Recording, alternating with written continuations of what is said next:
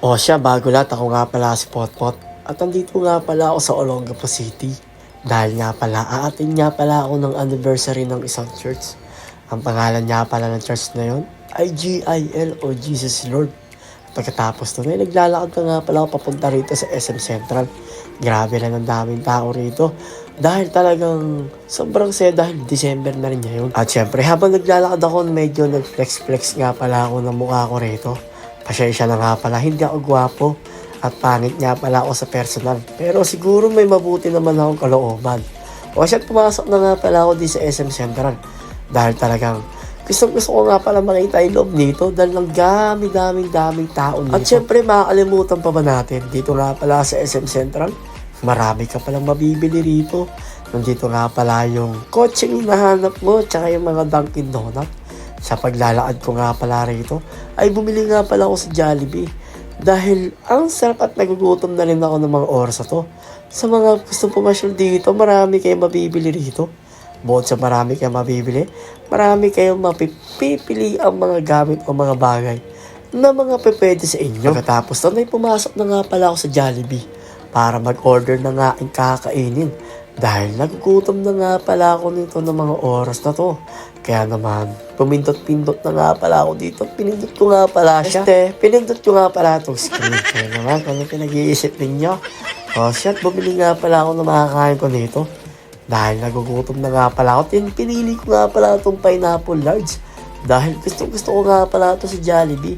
Bukod sa masustansya na, marami pang vitamina. Problema lang, hindi ko masyado naubos yan dahil nga talagang napusod ako ng mga oras na to. At syempre, nagbayad na nga pala ako rito. Pagkatapos ko magbayad, ay kumain na nga pala ako ng kakainin kong fried chicken. Ang sarap nga pala nito. At syempre, pagkatapos ko umain, ay pakita ko ng maya-maya dito sa taas. Doon nga pala gaganapin sa 4th floor yung anniversary ng Jesus is Lord. Kaya tara, at samahan nyo ko. Dahil papunta na nga rin pala ako doon sa taas na yun. Dito nga pala sa convention niya pala yun. Doon nga ginanap yung kanilang anniversary.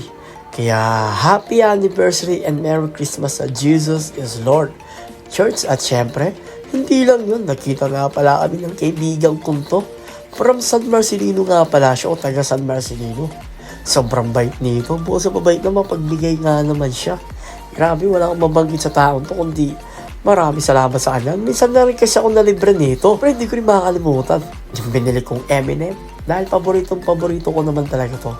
Kinain ko nga pala ako mag-isa. Mag-isa nga lang pala ako naggagala nito at mag-isa lang akong gumala at naglakad-lakad dito. Wala nga pala akong kasama nito dahil gusto ko kasi mapag-isa. Kaya naman dumiretso na nga pala ako dito sa SMX Convention Olongapo City Center. Grabe no? Ang ganda pala dito sa loob. At pagkatapos nun, ay pumasok nga pala ako dito sa loob. Nakakita ko nga pala si Pastor Joe Logroño. Pastor nga pala yun ng GIL San Antonio. Shoutout nga pala sa buong Jesus is Lord Church. Sa mga umaatin at talagang nagbibigay ng panahon sa Diyos. Basta lagi lang tayo magbigay ng panahon sa Diyos para ay papaano makapagbigay tayo ng karangalan at kasiyahan para sa Diyos. At hindi lang yun, ay patuloy rin tayo manalangin sa Panginoon at manghingi ng kapatawaran sa Kanya. At huwag nang uulitin yung mga kasalanan na gawa natin nung nakaraan pa. O paano? Ako nga pala si Potpot. Again, wala na nga palang TV. Potpot na nga pala yan. Hanggang sa muli, maraming salamat sa inyo lahat. Again, sa mga gustong magbago sa 2026, tara, umpisa na natin. Para kahit paano, pagpalain tayo ng Diyos. Hanggang sa muli, paalam!